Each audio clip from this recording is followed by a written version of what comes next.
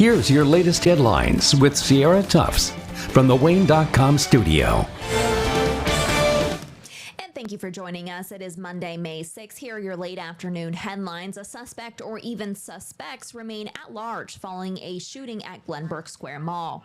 The shooting happened at the mall Saturday afternoon. Police say one person was hurt, but they are going to be okay.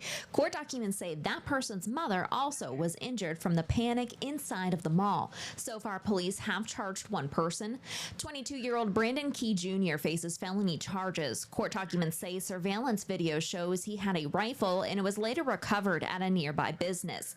3 other men involved walked near Key Jr. in the mall. Court documents say one of the 3 men fired shots toward Key Jr. Those men have not been identified. This is the 3rd shooting at the mall within the last year. There was one in July and September of last year.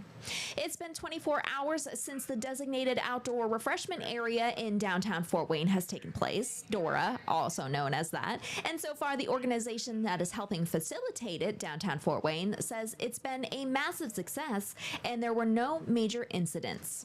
No, I didn't hear of anything yesterday, which is also encouraging. You always are a little weary, especially when you roll it out on a larger drinking holiday like Cinco de Mayo. But I think it was really inspiring to hear that, I would say for the most part, that everyone exercised good judgment. And I think that's a testament just to how excited everybody is. Obviously they want to see this stick around as well, especially as we get into the peak warmer seasons and events and all those different things that are going to be happening downtown Fort Wayne. We would be foolish to screw that up this early, I think. Tomorrow, you may see a large police present near Ivy Tech's North Campus. Fort Wayne and Purdue Fort Wayne police will be training. This is part of the campus that will be barricaded up to the northeast here at the Dolnick Learning Center. The training is happening in that northeast corner off of St. Joe Road from 7 a.m. until 4 p.m.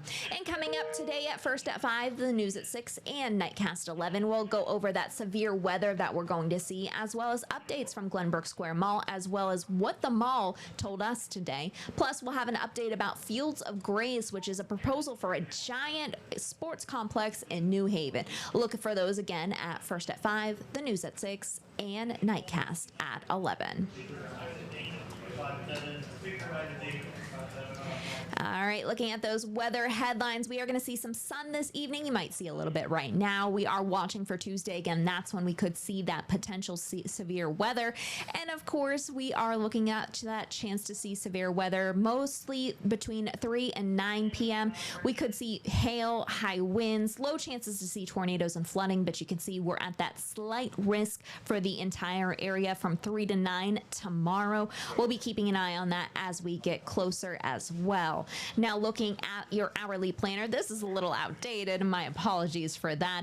I forgot to change something real quick, so we will take that real quick. Here we go. We're going to take that and there we go. Looking at Storm Tracker right now, you can see a little bit of cloud cover still in the area, but they are starting to move out. Some showers in the area, nothing widespread, so you may come across a sprinkle. There was a weather system to the south that is developing some showers here and there, but nothing crazy.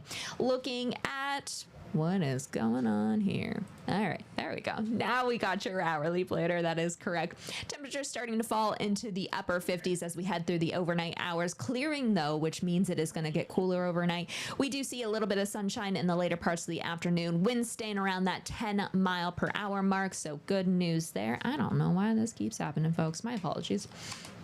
All right, looking at that exclusive 10-day forecast. Again, tomorrow we're keeping an eye on that. We could see temperatures into the mid-50s, and this storm system is going to come around in 2 rounds. So there's going to be storms in the morning, and then in between the morning and the later parts of the afternoon, depending on what happens in the atmosphere, will dictate just how strong the storms are in the afternoon hours. So make sure you're staying tuned to Wayne 15, Wayne.com. We'll go through that with you all day long. And if you haven't downloaded downloaded that Wayne weather app, make sure you do so. That'll keep you updated throughout the day.